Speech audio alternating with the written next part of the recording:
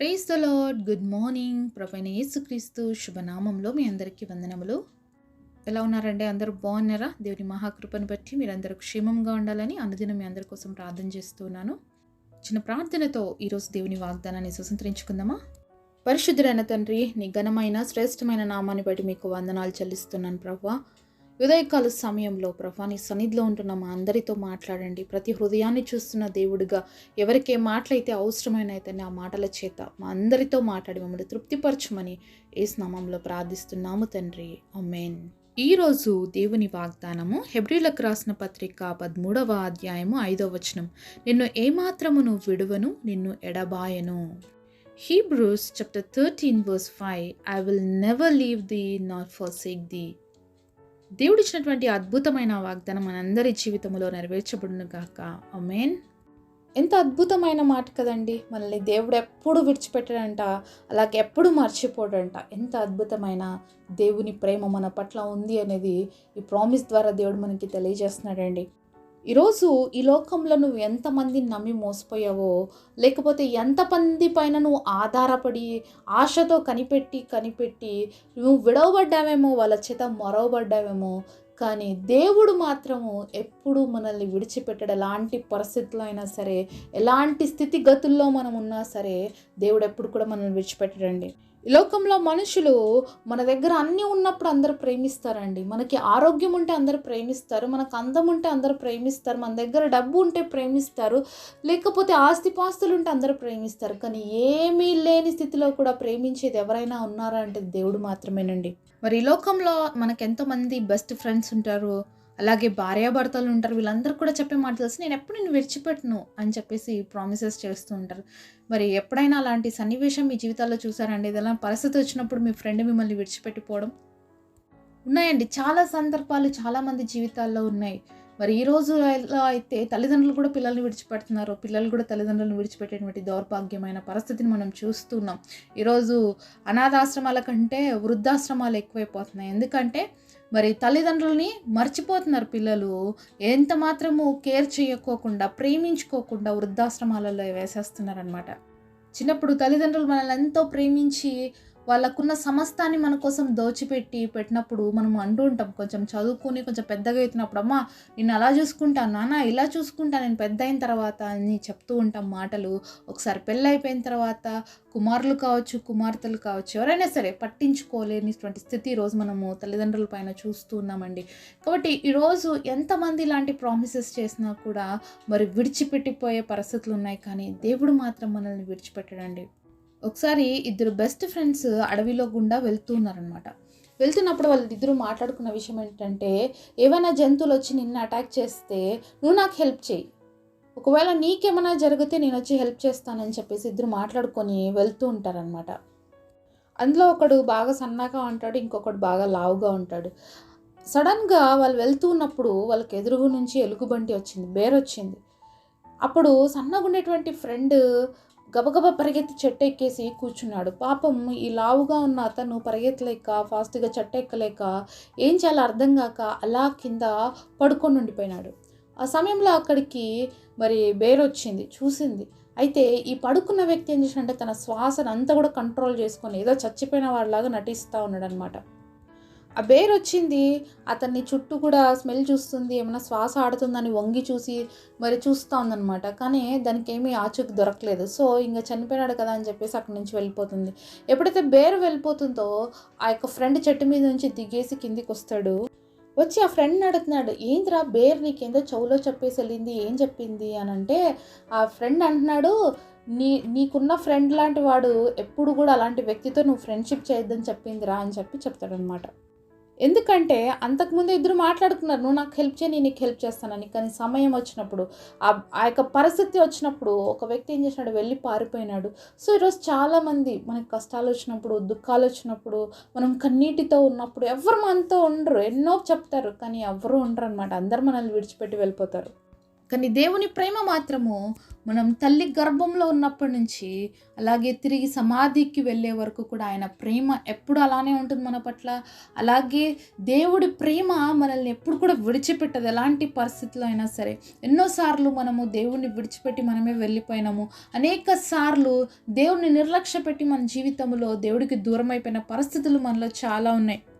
అయినప్పటికీ కూడా ప్రేమ కలిగిన దేవుడు ఇంకా మనల్ని విడిచిపెట్టకుండా ప్రేమిస్తూనే ఉన్నాడు. ఎన్నిసార్లు మనం దేవుడితో ప్రామిసెస్ చేసాం, ఎన్నిసార్లు దేవుడికి తీర్మానం చేసాం, అయ్యా నీ కోసం ఇది చేస్తా, నీ కోసం అది చేస్తాను, నిలబెట్టుకున్నామా?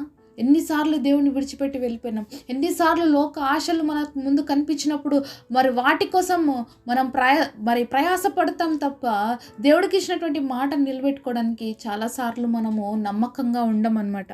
కానీ మనం నమ్మదగిన వారము కానప్పటికీ కూడా దేవుడు నమ్మదగిన వాడు కనుక మనం ఎలాంటి పరిస్థితుల్లో ఉన్నా, ఎలాంటి స్థితిగతుల్లో ఉన్నా, దేవుడికి దూరం అయిపోయినా, దేవుడి మనసు నొప్పించిన, గాయపరిచిన ఇంకా మనల్ని ప్రేమిస్తూనే ఉన్నాడు. కారణం ఏంటి తెలుసా? ఆయన మన పరలోకపు తండ్రి. మనల్ని విలువ పెట్టి కొన్నాడండి. ఆయన రక్తం ఇచ్చి మనల్ని కొన్నాడు. మనం ఆయన పిల్లలం, ఆయన సొత్తు. కాబట్టి మనం ఎన్ని తప్పులు చేసినా ఆయన ఇంకా మనల్ని క్షమిస్తూనే ఉన్నాడు, ఇంకా ప్రేమిస్తూనే ఉన్నాడు. మనల్ని విడువక ఎడబాయక తన కృపలో దాచి కాపాడుతూనే ఉన్నాడు. దేవాది దేవుడు ఐగుప్తు ప్రాంతం నుంచి ఇజ్రాయెల్ ప్రజలు నడిపిస్తున్నప్పుడు అనేక సార్లు వాళ్ళు దేవుడి మాటను త్రోసిపుచ్చారు, అనేక సార్లు దేవుడికి అవిధేయులయ్యారు, అనేక సార్లు దేవుడి మనసును నొప్పించాడు, చాలాసార్లు దేవుడు బాధపడ్డాడు. వీళ్ళని ఇక్కడే అరణ్యంలోనే చంపేద్దాము అని అనుకున్నాడు. అంత కోపం తెప్పించారు దేవుడికి. కానీ దేవాది దేవుడు మన పితరైనటువంటి అబ్రహాముకి ఇచ్చినటువంటి మాట ప్రకారం తప్పకుండా కానాను దేశంకి నీ బిడ్డల్ని తిరిగి చేరుస్తానన్న మాటని దేవుడు అన్ని పరిస్థితుల్లో కూడా వాళ్ళు దేవుడిని ఎన్నిసార్లు వ్యతిరేకించినా, దేవుడి మార్గంలో నుంచి ఎన్నిసార్లు త్రొట్టిల్లిపోయిన మాట ఇచ్చిన దేవుడు తప్పలేదండి. వాళ్ళని క్షమించాడు అనేక సార్లు. దేవుని సేవకుడైనటువంటి మోషే ఒక మంచి నాయకుడుగా వాళ్ళ ముందుండి నడిపించాడు.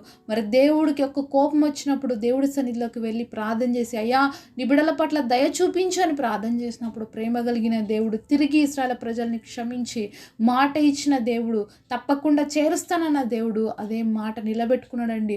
అంతగా వాళ్ళు సతాయిచ్చిన, ఎంతగా దేవుడిని మనసును బాధపరిచినప్పటికీ కూడా వాళ్ళని ఇచ్చిన మాట నెరవేర్చి ఆది అంతరహితుడిగా ఇజ్రాయేల్ దేవుడు ఎంత గొప్ప దేవుడో అక్కడ ఉన్నటువంటి కానాను, హిత్తీయులు, అమోరీయులు, మోయాబులు ప్రతి ఒక్కరు చూసారండి. అంత గొప్పగా ఐగుప్తులో అనేకమైన అద్భుతాలు చేసి వాళ్ళని బయటికి తీసుకొచ్చాడు దేవుడు. కాబట్టి అనేకమైన మేలులతో వాళ్ళని తృప్తిపరుస్తూ మార్గమంతట్లో వాళ్ళకి తినడానికి ఆహారమును మన్నానిచ్చాడు. అరణ్య మార్గంలో వాళ్ళకి దాహమైనప్పుడల్లా వాళ్ళకి కావాల్సిన నీళ్ళు ఇచ్చాడు. వాళ్ళకి కావాల్సినటువంటి ఆహారం కోసం మన్నాను కురిపించాడు పరలోక రాజ్యంలో నుంచి. అంతేకాదు మాంసం తినాలనిపిస్తుంటే పూరేలను పంపించాడు. ఒక్కటా రెండా వాళ్ళకి కావాల్సిన ప్రతి ఒక్కటి సహాయం చేస్తూ వచ్చాడండి. అంతేకాకుండా పగలు మేఘస్తంభముగా ఉంటూ నడిపించాడు, అలాగే రాత్రి అగ్నిస్తంభముగా ఉంటూ నడిపించాడు. అంత భయంకరమైనటువంటి ఎడారి ప్రాంతంలో వాళ్ళకి ఎంత ఆహారం కావాలండి, వాళ్ళకి ఎంత మటన్ కావాలి, లేకపోతే వాళ్ళకి ఎంత లైట్ కావాలి, లేకపోతే వారికి ఎన్ని ఏసీలు ఇవ్వగలం ఆ ఎడారి మార్గంలో నడవడానికి. కానీ మేఘస్తంభముగా ఉండి దేవుడు నడిపించాడు. అంతేకాదు ఊర్రీము తుమ్మిముగా ఆయన భుజస్కంధాల మీద మోస్తూ వచ్చాడండి దేవుడు వాళ్ళని. అలా అంతేకాకుండా వాళ్ళు వేసుకున్నటువంటి బట్టలు పాతగా అయిపోలేదు, వాళ్ళు నడుస్తున్నటువంటి వాళ్ళ పాదాలకు ఉన్నటువంటి చెప్పులు అరిగిపోలేదంట. అన్ని 40 సంవత్సరాలు ప్రయాణం చేస్తూ వచ్చారు. దేవుడు ఎంతగా ప్రేమించాడు, ఎంత ప్రేమామయుడు. ఆయన ఏ పరిస్థితిలో సైతం మనల్ని విడిచిపెట్టే దేవుడు కాదండి. ఆయన ప్రామిస్ చేశాడా, తప్పకుండా ఆ ప్రామిస్ మనకి నెరవేరుస్తాడు. మనమే దేవుని చాలాసార్లు విడిచిపెడతాం, దేవుడికి అవిధేయులై దేవుడి దగ్గర నుంచి వెళ్ళిపోతాం. కానీ మనం చాలాసార్లు అంటుంటాం, దేవుడు నన్ను మర్చిపోయాడు, దేవుడు నన్ను విడిచిపెట్టాడని. కానీ ఈరోజు మరొకసారి దేవుడితో మాట్లాడుతున్నాడు. ఆ రోజు అంతగా సతాయిచ్చిన 40 సంవత్సరాలని దేవుడు వాళ్ళని కాపాడుతూ నడిపిస్తూ వచ్చాడు అరణ్య మార్గంలో. ఎన్నో మేలులు చేస్తూ వచ్చిన దేవుడు ఈరోజు ఆ దేవుడే నీ జీవితంలో, నా జీవితంలో కూడా ఉన్నాడు. ఒకవేళ నువ్వు దేవుడిని విడిచిపెట్టిపోయి నీ జీవితంలో నష్టాన్ని కొని తెచ్చుకున్నట్లయితే, ఒకవేళ ఇబ్బందులు గుండా ఈరోజు నువ్వు వెళ్తున్నట్లయితే, తిరిగి నువ్వు దేవుడి దగ్గరకు వచ్చినట్లయితే నీ పరిస్థితులు బాగు చేస్తాడండి.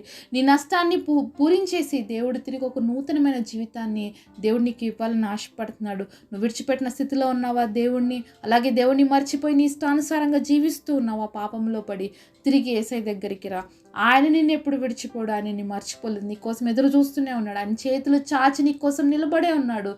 కాబట్టి ఆయన చేతుల్లోకి నువ్వు రా, తప్పకుండా నీ జీవితం ఆశీర్వదించబడుతుంది. అలాగే తిరిగి నువ్వు ఫలించేటువంటి గొప్ప అనుభవం గుండా వెళ్తావు. అలాగే ఏవైతే దేవుడు నీ కోసం దాచి ఉంచాడో ఆ గొప్ప మేలు పొందుతావు. ఏ విధంగా అయితే పాలు తేనెలు ప్రవహించేటువంటి దేశంలోకి ఇజ్రాయెల్ని చేర్చాడో, అలాగే నన్ను కూడా పరమ యెరూషలేములోకి, అంటే పరలోక రాజ్యంలోనికి దేవుడు చేర్చాలని ఆశపడుతున్నాడు. అట్టి కృప దేవుడు మనందరికి దయచేయును గాక. పరిశుద్ధులైన తండ్రి, మీరు ఇచ్చిన ఈ గొప్ప వాగ్దానం మా అందరి జీవితంలో నెరవేర్చండి. ఎవరైతే మిమ్మల్ని విడిచిపెట్టి వెళ్ళిపోయారో, ఎవరైతే పాపంలో ఉన్నారో, నీ దగ్గరకు రాలేకపోతున్నారో, అలాంటి వాళ్ళని తిరిగి విడుదల చేసి నీ దగ్గర చేర్చుకోండి అయ్యా. పరలోక రాజ్యాన్ని మా కొరకు సిద్ధపరిచావు తండ్రి. మేమందరం అక్కడికి చేరేంత వరకు కూడా నీ కాపుదల భద్రత మా అందరికి ఇవ్వమని యేసు నామములో ప్రార్థిస్తున్నాము తండ్రి. ఆమేన్.